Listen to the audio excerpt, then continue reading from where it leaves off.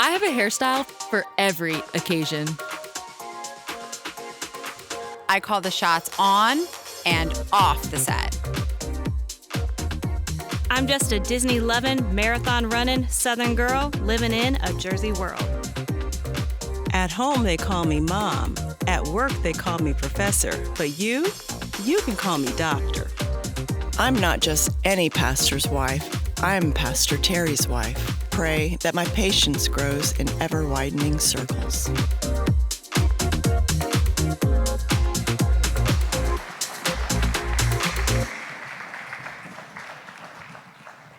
Well, good morning and happy Mother's Day to all of the mothers in the room. We're so happy that you've joined us today, those here and those that are watching online. We're just so blessed that you're with us. As was said, my name is Sharon Smith. I am Pastor Terry's wife. I am privileged to be the mother of three wonderful, wonderful children, Summer, Caleb, and Christian. And I'm also privileged to be the mother-in-law of beautiful Amanda Smith, who's joining me today in the interviews. But it is an honor. I just want to say I know that Mother's Day is very special to a lot of us, but it can also be very painful for many who have experienced loss and disappointment and pain. And we just want you to know that we are sorry for that. But we love you, and we hope that you feel that love today and that support from us. And I think you'll be encouraged by some stories that you will hear today. I just want to say real quick, a little plug for if you ladies would save the date for June 12th, a Saturday morning, we are going to have a special ladies spa day. We have special guest speaker Maria Durso coming. It's going to be a lot of fun. We'll talk about the spirit, soul, and body of a woman, and so just put that in your calendar, June 12th. Without further ado, it is our privilege to introduce three wonderful women who have courageously agreed to share their stories, and they're so meaningful. One thing I get to do as pastor's wife is I get to know so many wonderful women and share our lives together and our stories, and it's just a privilege. And these are three wonderful women, and I think you're really going to enjoy what they have to say. They're real women. They have real struggles. They've also experienced real pain, but also many real accomplishments and victories. They have a real faith, and they believe in a real God who is faithful. So without further ado, I'd like to introduce Brittany Nicholson. Brittany is the mother. She's the mother of adorable John Blake, who's 8 years old. She has been married for 12 years to Matt. He is a Marine veteran, and is currently working in public safety. She graduated from Appalachian State University with a degree in health promotion and minor in psychology. She is currently a dog walker part-time, but mainly, as she says, a mom. And she's been attending TLCC for 3 years, so thank you. Brittany? Amanda? So Britt, dog walker, so you and Matt go on frequent walks daily? Yeah, he's a very good boy. Okay, cool. And next we have Allison Quillen. She is mother of Joaquin, who is 6, Valencia 4, and Lucia, who's 2. They are so cute. She's married to Peter Quillen for 8 years. Peter is a professional boxer who has the middleweight world champion title from 2012 to 2014. He's now a small business owner. There's their family there.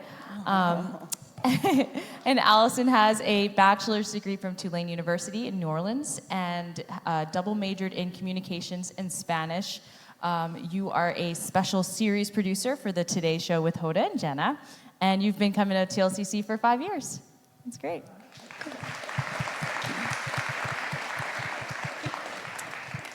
And also my privilege to introduce Maria Rice Bellamy. Maria is the mother of 2 twin boys, adorable, Melvin Lucas and John Henry, who will be 9 in May. She's been married to Melvin for 13 years. He is a business analyst and computer engineer. Maria has her undergrad degree from Harvard in economics, Harvard and Radcliffe Colleges, 2 masters in English from Middlebury College and Rutgers, and a PhD in English from Rutgers.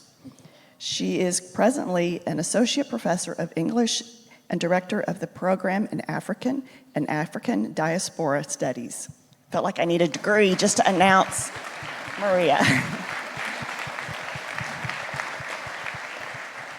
Maria has been coming to TLCC for 25 years. She has been on staff. She's served in various ministries. She is currently an elder of the church and a friend to my husband and I, and we love her very much.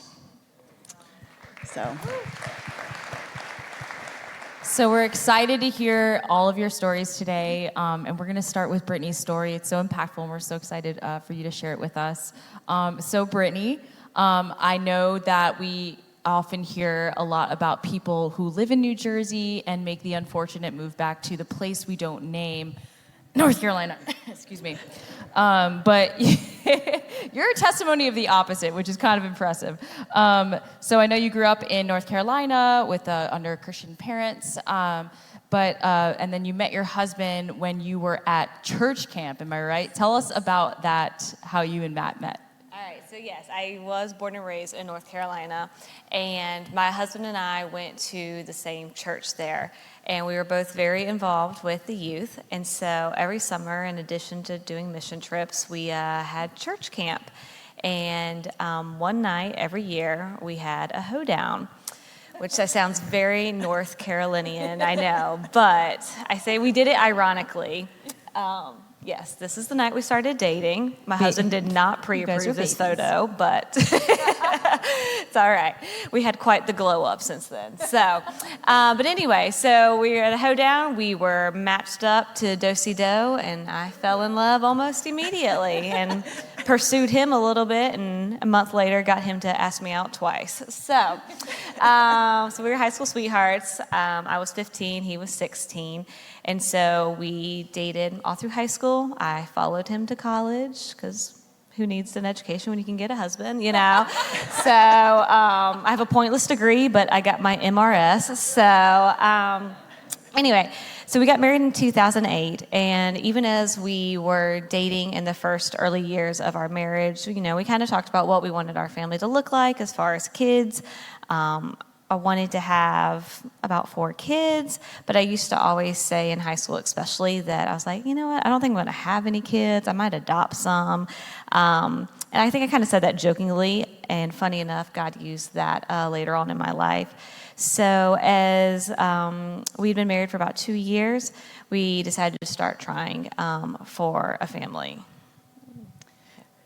Okay, so we know that you and Matt have a son, JB, and that God brought you through a particularly unique journey to bring JB into your life. Would you tell us a little bit about that journey, please? Yes, so as I said, we had wanted to have a family. In my mind, I had decided that we were going to have 2 biologically and that we were going to adopt 2, and in that order. For some reason, that's what I had decided. So we started the process of trying to have a child, and with my prior history of my health, I thought it might be a little bit of a challenge. So we went to the doctor and got some of the basic medicine you do to help with fertility and stuff, and it just wasn't really, nothing was really happening. So after a couple months to a year of doing that, we basically got to the point where either we were going to need to pursue more extreme measures with like IVF or other different techniques and things that they can do to help with pregnancy. And so at that point, I felt like our marriage was like kind of like suffering because that kind of became the focus of being husband and wife, was to make a child. And so we were like, you know what, we can either keep going and try the IVF thing, or you know what, we can go ahead and start trying to adopt. We knew we had wanted to, so we were like, maybe we'll put all of our money and effort into that. And if naturally something happens as well, then so be it. So that's kind of where we started with that. So when it's actually interesting that in your youth, you feel like God kind of prepared you for this in multiple ways. Like he put adoption on your heart. And so you and Matt are now in a point of your relationship where you're making the decision to adopt. Tell us briefly just a little bit about that adoption process and what it looked like. Yeah, so for anyone that doesn't know, adoption is amazing, but it's a lot of work. I thought it was going to be easier than IVF, but it was pretty difficult too. So, and instead of the physical stuff, you do a lot of paperwork. You get a lot of paper cuts is what you get instead. But anyways, so with adoption, there's the initial application process, and you have to fill out tons and tons of paperwork about yourself, how you were raised, how you plan on parenting. You go through finances, you do home studies, all sorts of stuff. So the whole process with the paperwork side of things takes about 8 months to a year, just according with timelines and when you can actually get home studies. So in addition to all the paperwork, we had to attend different classes. We were open to having a child of a different race, so we took different classes on transracial and transcultural adoptions to help educate us on things that we may not have known about. But you also, you take the normal classes. We had to take, parent CPR and infant care classes and things like that. So for us, the process took about 8 months to finally do all the paperwork and then to do all the home studies and meet with our social worker before we became viewable by birth families. So what's the typical timeline for a family to be chosen by a birth family when you are viewable? How long does that typically take? Yes, so I said the wrong one at 9 o'clock, so you're going to get the right one here. So normally they say it takes about 18 months to 3 years. I said a year in the last service, which was wrong. So anyway, sorry. But they say typically 18 months to 3 years. And so what that means is basically once you become viewable, it means the state has approved you, and at that point you are waiting for a birth family or a birth mother to come in, either pregnant or sometimes with a child already that they are wanting to place for adoption. And so normally it takes that long process between A, waiting and finding your first match, or B, getting matched and it actually working. Because oftentimes the first match you get, the things change. The birth family changes their mind and they decide to keep the child and different things change. So that's what they say. We set, you want me to keep going with that? We set a world record and became viewable, and 9 days later got the phone call that we had a baby. Yeah. So the funny part with God's planning is that while it was great and amazing and perfect, like I said, my husband served in the Marine Corps, and at the time he was gearing up for his second deployment. So what our plan was to finish, get all of our paperwork, become viewable. He would deploy for 7 months, and then when he came back, hopefully we'd have a month or two, and then we'd have a baby. But instead, he deployed in October of 2012, and 3 weeks later, we had a baby. So, wow. So the first 6 months was just us. But like I said, it worked out beautifully. It was amazing. That's incredible. So this interesting part about the reasons why the birth parents chose you and Matt, you felt were actually going to be a hindrance for the process. So tell us a little bit about that. Yeah, so there's a lot of fears that come with adoption because, not for everyone, but a lot of times, when you get pregnant naturally, there's not, much effort into that, not always and stuff, but with adoption, you kind of have to prove yourself that you are a responsible person to have a child and that you can do this. And so our two biggest concerns were, A, we were young. We were 24, 25, and most families that adopt are older because they've either having to save up or they've been trying naturally and, do that. So we were worried about that, about being young, and also we were worried about my husband's career with the military because we knew we would move around a lot. And we're concerned that the birth family would want somebody that would stay in North Carolina and stay local so they could visit. So when we actually met up with the birth family and were, asking why they chose us, the only two reasons they really gave us was, A, we liked that you were young like us, and so that way the child can still live in the same kind of lifestyle that he or she would have. And then B, both of them had family that were either military or law enforcement, and so they loved the idea that we were a Marine family. So the two things that we were most nervous about that were going to keep us from being chosen were the two things that really drew our birth family to us. Wow, that's unbelievable. Yeah.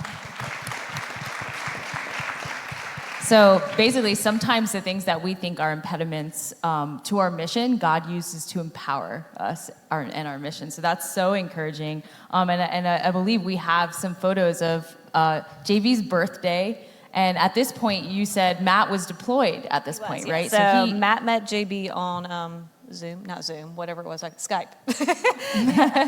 And this is Matt and JB's first reunion.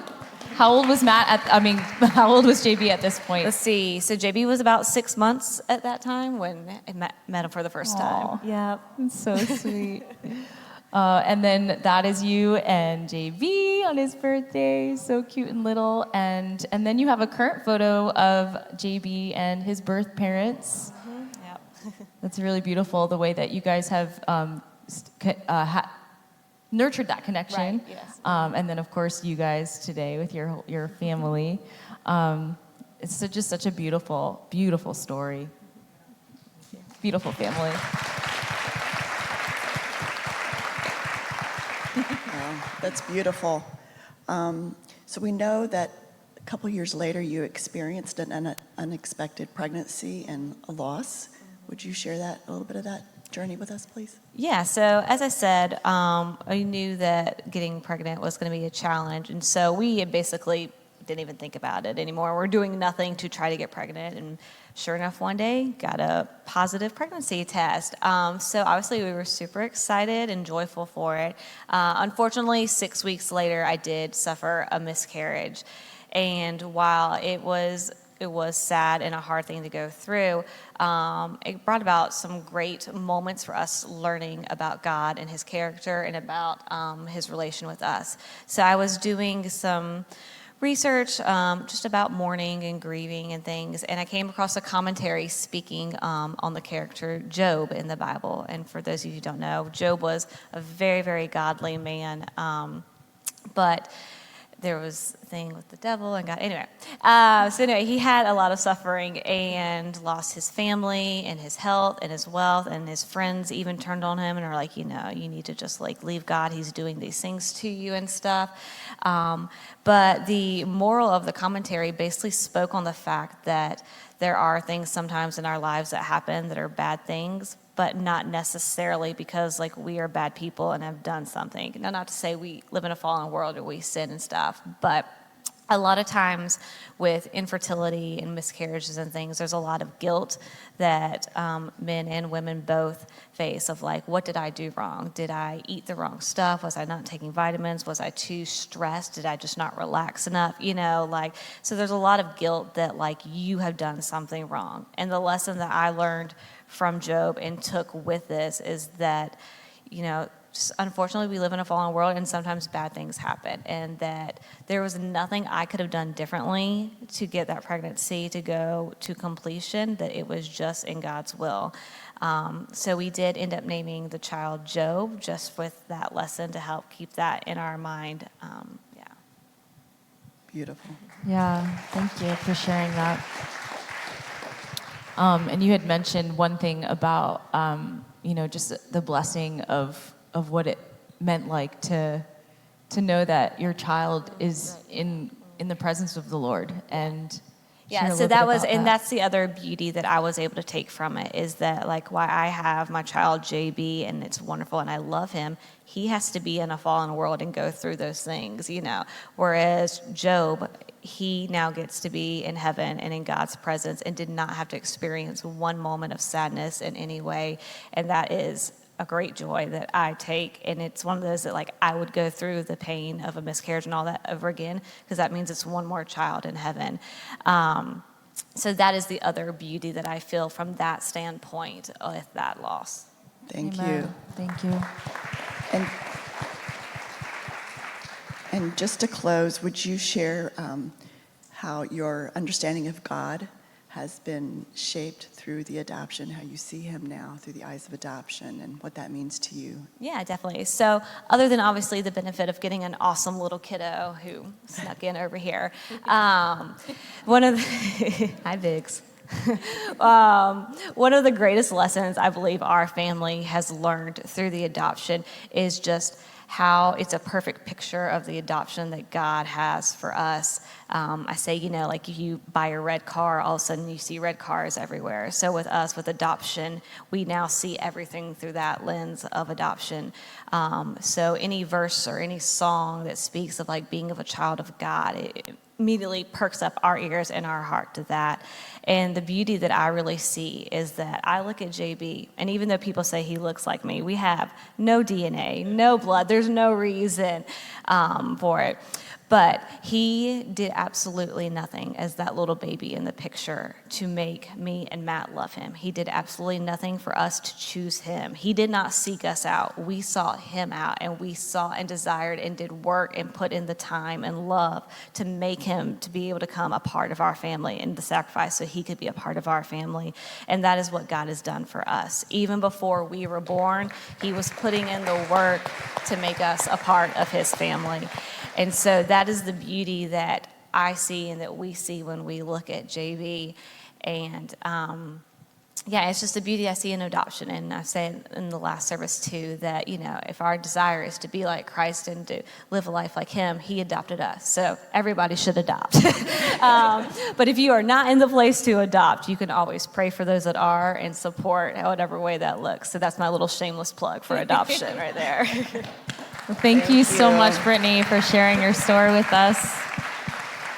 We're so excited to hear from another real woman of New Jersey and hear your story, Allison. So we know that you've worked for NBC for the past 16 years. So tell us, just to start, how did you get into this field of work? Had you always been interested in TV? Sure. So I've, for as long as I can remember, I've been interested in TV production. I always found it really exciting and really interesting. And, growing up, I was a latchkey kid, and I would come home and make myself a big snack and get on the couch and watch TV. I had two very hardworking parents. But, I was always really interested. I remember watching The Real World on MTV and just being really fascinated in the casting process and the behind the scenes. And I just really knew that TV production was something that I wanted to be a part of. So when I went to college, I majored in communications, and coming out of college, I found out about a program at NBC. It's called the Nbc Page Program. Anyone who's watched 30 Rock, the sitcom, will be familiar with the nerdy uniforms. But it was a really awesome program to be a part of. It's really competitive just because it's a great way into the industry, And I applied the proper way, and then I, did a little digging like I always do, and I found out the name of the hiring manager. And I called, and I called, and I called, and I got him on the line, and I gave him my 20-second elevator pitch, and I wedged my way into the first round of interviews and the second, and I somehow passed through and made it into the NBC Page Program, which is how I started my career. The squeaky wheel gets the oil. I love it. Persistence for sure. And it was from there that I started at the Today Show as an assistant, and later a researcher, an associate producer, and then a producer. But about 3 or 4 years into my career at the Today Show, we were 3 hours, and we added a 4th hour. And the 4th hour was going to be hosted by Kathy Lee Gifford and Hoda Kotb. And to be honest, no one really wanted to work on the 4th hour. It then and still to this day, it operates on a much smaller budget. It doesn't have sort of the cachet of the earlier hours, but I was assigned to join the 4th hour, and I, generally speaking, have a really good attitude about things, and I dove in, and it's been such a blessing in my life. Not only have I gotten to travel the world and go to the Olympics and, have all these awesome opportunities, but it gave me an opportunity to build a relationship with the anchors, with Kathy Lee and with Hoda, and both of them I view as godmothers in my life for various reasons. But, Kathy Lee, she moved on a few years ago, but she was such a special person in my career, and I worked really closely with her on stories that were really personal to her, and it gave me a really good insight into who she was as a person. And I'm really grateful for that opportunity. And I, to this day, I view her as someone I would love to be more like. That's so sweet. And yeah. And speaking of Kathy Lee, she sent us a little video message. So let's take a look. Hi, everybody. Kathy Lee here from Tennessee, where I've been living for a while. I just want to wish everybody a very, very happy Mother's Day, especially my precious friend, Allie Berger. So many years together. Wow. How many churches and mothers got a shout out from Kathy Lee Gifford today? Thank you, Allison. That's incredible. So you grew up in New Jersey in a Jewish home. Could you tell us a little bit about your faith upbringing? And Sure. So I grew up in a small town in South Jersey, outside Philly, full of Eagles fans. But I grew up, with two Jewish parents. And looking back on my childhood, religion wasn't a big part of our lives. I went to Hebrew school and we went, to temple on the high holy holidays, but it wasn't really a big part of our lives. But looking back as an adult now, I can see that culturally I was raised in a Jewish way, and I had, and still have to this day, the most incredibly supportive and loving and encouraging parents. And I think if you know any Jewish parents, you'll know what I mean. They really just wanted us to explore and to experience and to grow and to learn. And if we wanted to try something, they were all for it. And if we didn't want to try it anymore, they were all for that too. It's like whatever, they were in our corner. And to this day, they are just so supportive. And their encouragement has been, sort of like the cornerstone of my career and my life, and really my development as, into who I am as a person. And they instilled a really strong sense of self in me. I grew up really confident, knowing that if I wanted something, I could achieve it. Hence my relentlessness in getting into the Page Program at NBC. It was always, told that I could do what I wanted to do and be what I wanted to be.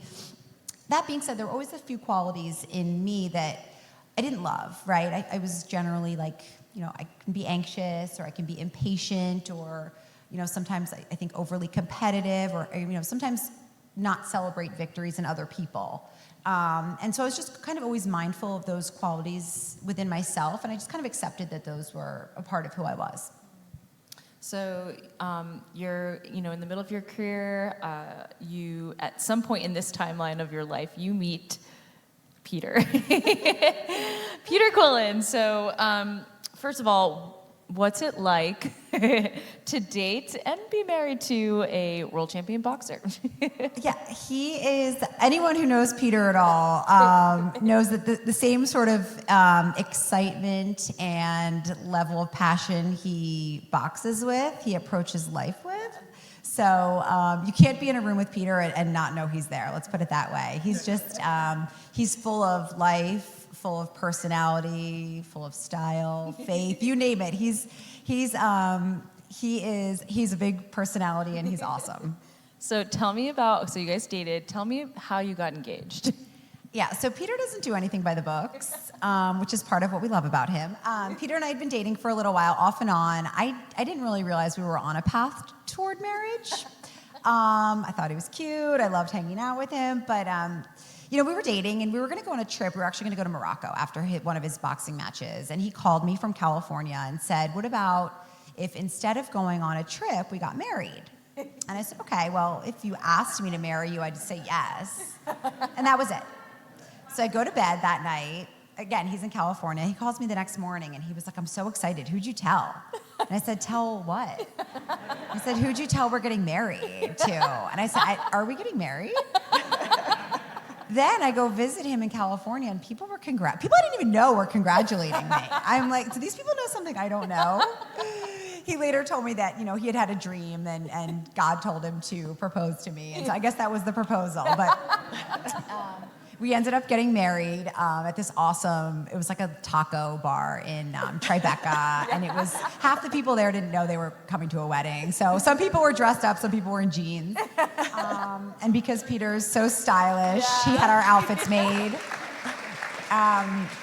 Also, a lot of the people Peter grew up with had never been to a wedding with an open bar, and so they couldn't get over it. They're like, "This is the best place ever." So it was a fun night. So, and I especially love your wedding outfits that were designed, right? They're matching leather outfits. Yeah. So cool. Of course, thank you. That just speaks to definitely both of your personalities. So you guys are married now, and you made a decision on how you guys wanted to raise a family. Sure. It was really important to Peter to raise children in the Christian faith. He wanted to instill the values of Christianity in our kids. And because I didn't have a particular, feeling about raising our kids only Jewish or even, I hadn't given that much thought to that. I was open to it, and I had seen, obviously in Kathy Lee and in other people of Christian faith, really good values and really good qualities. And so I knew it would be only a good thing for us. Mm-hmm. So we sort of made the decision that we would raise our kids with both, just certain traits from both religions, but definitely in Christian faith. Mm-hmm. So you're married to Peter, you're working at NBC, you've been introduced to Kathy, and you're kind of starting this kind of new faith journey, so to speak. So how did Kathy's faith and life kind of parallel with yours? Sure. So Kathy Lee was born Jewish. She was born Kathy Lee Epstein, and she came to faith, I think she was around 12 years old, and I did a whole story with her about it, which I found very fascinating. But over the years of working with her, whether she was talking to someone on the set or if she was interviewing, a big name, I just always admired her grace and her kindness. I admired the way she bounced back after adversity, and she just always had skills and traits that I admired and wished I had. I went through a really, really tough time prior to my first pregnancy. I was pregnant right after I got married. All I ever wanted to do was be a mom. I was so excited. And halfway through the pregnancy, I lost the baby. And I was beside myself. Like I couldn't see straight. I couldn't go outside. I remember I was so disoriented. My dad was walking me to the bank that I went to all the time in Brooklyn, and I got lost on my way to the bank. The grief was so overwhelming to me, like I couldn't function. And I finally, after 3 or 4 weeks, picked myself up and went to work, and I certainly was not healed at all. But it was Kathy Lee who kind of led me, and she saw that I wasn't myself yet, and she just kind of helped me with my perspective. And I was so angry, and I was so disappointed, and I felt like I had been tricked, like God had played a trick on me or something, and I couldn't figure out why this was happening to me. And it took someone I admired like Kathy Lee and someone with really strong faith to help me see that it was part of a bigger plan, and it was preparing me in a way that I wouldn't otherwise have been prepared. Wow, thank you.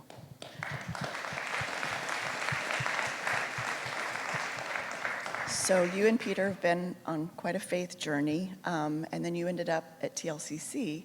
Would you mind sharing with us how you came here and how this church has impacted your life and your family, your children? Absolutely. So the town I grew up in was predominantly Catholic. So my only really introduction to a church had been the Catholic Church. I had been for various occasions celebrating people I knew growing up. And I never felt like I belonged. It never felt right to me. And that was my only idea of what church looked like, what it felt like. But when, Peter encouraged me when we moved here, he said, you can find a church that you feel comfortable. If you're going to make this sacrifice for our family, you should feel comfortable. So I Googled, non-denominational church near me. This one popped up.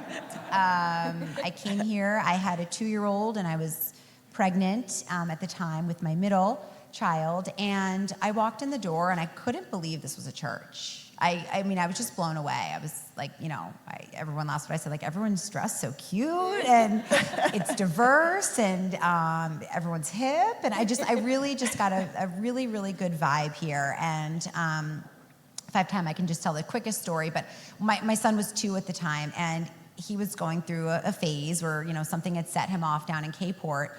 And I remember I was so embarrassed. Mr. John, the amazing music teacher who's now part of our life group, ended up helping me get Joaquin to the car. And I couldn't even get him to the car myself. He was like on the floor, and I was pregnant. And I remember I told my mom, and my mom said, you better watch out, because if he behaves like that, you're not going to be welcome back. And she was right. But sure, not about here, but just in general, your kid can't behave like that. And I remember a few days later, we got a postcard in the mail, and it was from K-Port saying, "We hope you feel better." And it brings tears to my eyes, because that's the mentality here, and I couldn't believe it. So.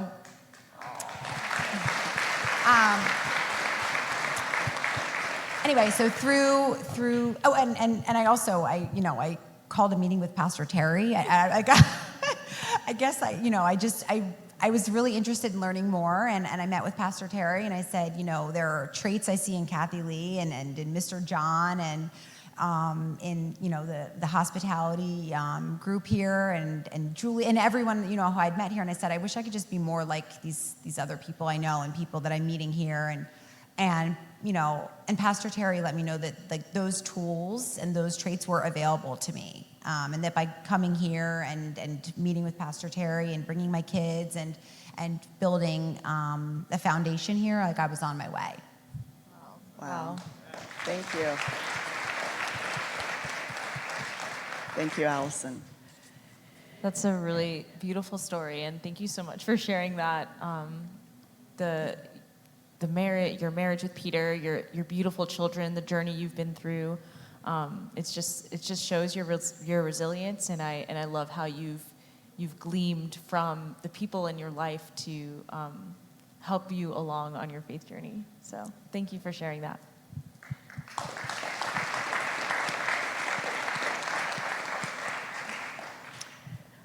So Maria, we've been friends Yes. for a long time, and it's my pleasure to ask you some questions. So you first started coming to TLCC 25 years ago. Mm-hmm. You were a very successful woman already, yet you were in the early stages of some extreme brokenness from a relationship. Could you tell us a little bit about the beginning years, please? Sure. When I came to the church in 1996, I had sort of come back home. I had lived overseas in Southern Africa for a little while and in the South Carolina Sea Islands. And during that time, I'd married, and the marriage was abusive on many different levels. So I came back home. I ended up getting a job at the high school that I went to, which is Newark Academy, and I got involved with different student groups, and one day I had taken a student group to Montclair Kimberly, which is kind of near the old worship center, and I got lost on the way home. I've lived here my entire life. I got lost. And I ended up at a traffic light that was interminably long, and I looked to the left and I saw a little sign that said, Kids Club. And the church I'd gone to in South Carolina also had a kids club. I said, I wonder if it's the same kind of church. And so I decided to come visit sometime, and I did. And it was it was different from what I was used to, but it was very warm. And I came back the next time, and when I was greeted at the door by name, Maria, you're back, so welcome. I was really shocked. And I was at a point in my time when I really, really needed warmth. I needed kindness. And every time I came, I was greeted with a hug. At the end of every service, I had people praying with me, including Denise Korzakowski, prayed with me probably every Sunday for 6 months. And I got involved in a recovery group, which was really helpful for me, with Dr. Ruby Abraham. She's in here too. And there were just a bunch of people who really just rallied around me to help me. And although I have a really wonderful, loving, and supportive family, it was wonderful to come to this church and have a second family of people who I just felt were really constantly trying to build me up. And it was a great time of healing for me. Wow, that's great. And you went on eventually to lead the group, along with many other ministries, as I mentioned earlier. You were on staff, you were board of deacons, and now an elder. And as I said, a dear friend of ours. That's wonderful. And so as we mentioned, when you first came to TLCC, you were single. You were in a season of singleness. And you'd mentioned to me that you were in a different kind of phase in your life. And I appreciated that you said that you were kind of in a rhythm of focusing on family, church, and work. What would you say to single women who are listening today to encourage them around really embracing their season of singleness? Yeah. Well, I have to admit I was single for a very long time, 12 years to be exact. And I didn't want to be single, and it took me a while to get used to it, but the wonderful thing about the Life Christian Church was that there were a lot of other single people here. So we kind of developed a group. I think Pastor suggested we develop a singles group, and we got together monthly, and we did all kinds of things together. And here I learned how to be Christian and single, and it was really a wonderful experience. And one of the things that helped me so much was our constant emphasis on the idea of single and serving and single and successful, and really inhabiting the space that God had placed us in. So a lot of the people that were single with me are here now and married, and we served, we prayed together, we did activities together, and we kind of, as much as we can, place ourselves in the position so that God could teach us all He wanted to teach us in this time, and we could be as successful in the situation that we were in as possible. And over the course of time, I realized, I said, well, in prayer, God said, I know the desire of your heart. So eventually, I knew that I would get married. I didn't know how long it would take, but I knew it would happen eventually. Wow, thank you. It's a wonderful message to all of our single ladies. So you met a wonderful man. Yes. Now have two beautiful little boys, but would you tell us a little bit about, there's a wonderful picture of your wedding. Tell us a little bit about meeting Melvin, if you would, please. Well, the whole marriage thing was a complete God thing. Now, I had done online dating and all the kinds of stuff, and I got to the point where I was really tired of it. I was finishing my PhD. I was doing a bunch of different things in church, and one day someone came to me after church and said, oh, I've got someone I want you to meet. And I said, what, really? Okay. And what happened was a woman who was a member of the church, worked at Melvin's job, and she ran into him one day at the getting coffee, and she just had this strong urging that he needed to meet me. Now, the funny thing about it was both of us were in a point where we're like, okay, whatever, but she knew Melvin very little, knew me very little, didn't even have my phone number. So she had to call someone else to get in touch with me, and so we did this crazy little four-way thing. So I would talk to Mavis talked to Sonia talked to Melvin, and then and we did, and eventually Melvin said, wait a minute, can I just call her? And so he did, and we had a great, long first conversation. So, but before that long conversation happened, okay, we hear that, I recall you telling me that Melvin knew you were, working on, your degree was in literature, and you had an interest in literature. So how did he woo you? Well, one of the things that he told me right away is, although he majored in computer science, he also took lots of literature classes because he loves literature. And he then proceeded to recite to me one of the soliloquies from Shakespeare's Hamlet. Single men, take some notes.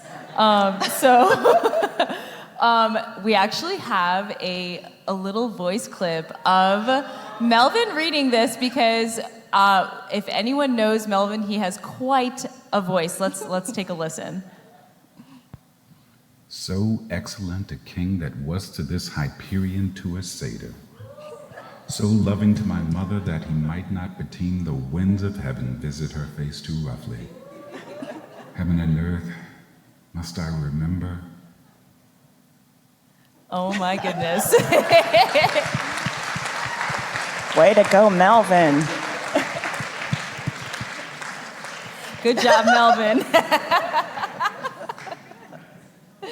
So apparently that was, that did it. You guys talked for 2 hours. And then again for another 2 hours on another phone call, and you guys began your relationship. Yeah, so the first conversation was 2 hours, the next conversation was 2 hours. We decided to get together. I think we closed down the restaurant, and that was the start of it. And we met in February, and we were married in December. We bought a house, and because we, were a little more mature in the dating scene, we knew right away, and we decided we're going to start a family right away. And so we did what people do. And it didn't happen. Nothing happened. And so because of my age, my gynecologist immediately started putting me on Clomid and immediately said, if that's not working, you need to seek help from the fertility doctors. And so we started that course, and it was a very strange, surreal situation to be in. It's very lonely. We go to the fertility clinics, and the way that it's set up, you have to be tested to see where you are in your cycle. So sometimes you're in the office at 7 in the morning, and I don't like being out of the house that early, 3 or 4 times a week, and sometimes you run to the same people. But although you have all these people together, sometimes a single woman or sometimes a couple, no one talks to each other. You all kind of sit together alone in your grief and in your sadness over this. And we were in that situation for quite a while. So we had a few attempts that didn't work, and then we had an IVF attempt that the doctors were certain would work, and it didn't. And this was at the end of December 2010, and so I began the new year just grieved and miserable. I think I remember crying on Sharon's shoulder at some point that time, and she didn't even know the full story of what was going on. But eventually, God kind of picked me up and dusted me off and gave me the strong impression that it was going to happen this year, that we needed to prepare ourselves. And so we started to prepare ourselves. And by the end of the year, I was in fact pregnant, which was wonderful. But in the course of that year, which was 2011, which is a really pivotal year in our lives, we also dealt with the combined stresses of both of my parents being treated for cancer. And so my mother, who's in the audience here at 85,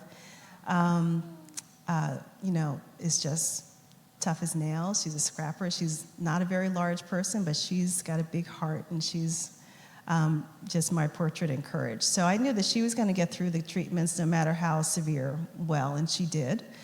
And I could look in my father's eyes, knowing that he had suffered from lung ailments for many, many years, and the light was not glowing the way it usually did, and I wasn't sure he was going to make it. And so in November of that year, my father did pass away, and my mother continued on with her treatments, and she was declared cancer-free, I think around January of 2012. And prayerfully has remained so, but she got better just at about the time when the pregnancy started to turn for me, and I had blood clots, I had iron deficiencies, I was on bed rest, and it was a very difficult time for me. My body went through a lot, but thankfully, my children were born in May 7th. They just turned 9, and I think it's a picture. And they were amazingly healthy from the very beginning. They're completely vivacious. Anyone who knows my kids knows that they light up a room, and there's never a dull moment with them. Would you share with us a little bit of how you got through that time, some things you did, your gratitude? Yeah. Yeah, it was a very difficult time to be pregnant and mourning for my father and trying to support my mother. It was a very difficult time, and there were some awful mornings when Melvin would be trying to get off from work and I'd just be sobbing. It's like, oh, how am I supposed to go to work now? But the thing that got me through, in addition to, of course, prayer and the love of my family, the love of my husband, my good friends, was that I kept a gratitude journal. And every day I'd write down, this one called me, this one came to visit me, this one came and brought me a cup of soup. My friend Lisa Valentine put together the Pack and Play today. And I started writing thank you notes, and I was just, I had to find the good in the situation, and the gratitude really is what got me through. Wow, that's beautiful. Thank you. It's so encouraging even to hear that, all of the little gestures that we can do just to show someone a little bit of kindness, it just goes such a long way. And all of those tiny things, even whether it was just someone dropping off a bowl of soup, added to that gratitude that helped build that joy back up in your heart. So just an encouragement for us all to remember, just a little kindness goes such a long way. So thank you for sharing that, and thank you for everyone who's listening or present, and even in this room that played that important role in Maria and Melvin's lives. So we know that it took you almost 3 whole years for your physical health to kind of get back to a place where you could run, and jump and play with your kids, and feel healthy and normal again. And even during this physical and emotional recovery, this is what blows me away about you, Maria, is in the midst of all of this, she wrote and rewrote and published a book. So would you briefly tell us the names of these books and just a little bit about what they are? Sure. So if you know the role of a professor, the very first job you have, besides teaching your classes, of course, is to publish a book. And your future really depends on the publishing of your book. So it took me a little while to get going on the book thing, but just before I was pregnant, like everything else, it kind of fell into place. I started to get momentum, and then everything happened, and I had to take a year off. And so I ended up spending the first year after the children were born, early mornings writing, and then a full summer of writing till I finally got the book done. And the book is called Bridges to Memory, Post-Memory in Contemporary Ethnic American Women's Fiction. And it's a look at a lot of contemporary novels that deal with the inherited trauma of cultural events. So an African-American woman writer might write about the legacy of slavery and how it still affects people to this day. And so that was the book I published. That came out in 2015. But the book contract came in 2014, which is really critical because that's when I was up for tenure. So I did get tenure. And so in 2015, I had tenure. I had 3-year-old twin boys and a book. Wow. And It's called a superwoman. Yes. You're a superwoman. And the other one that I pictured is sort of a follow-up to that. It's an edited collection that I did with another professor from Queens College, and the theme is on inheritance. So people from various fields wrote about inheritance and how the past continues to stay with us in the present. Wow, amazing. So you've experienced so many stages of life, relational trauma, seasons of singleness, major health challenges, life loss, fertility issues, joys of children and family and marriage, and incredible career goals. What would you and how would you encourage the other women here today who may be going through some of these stages of life? Yeah, I think the thing that always holds me that I know is that God is there. So we always have to rely on the fact that God is faithful, God is present, God is with us, and God knows the desires of your heart. So knowing the desires of your heart, you can trust that it may not come exactly when you expect, but God's going to provide you what you desire, what you need, and and will always be with you every step of the way in the process. So. Thank you.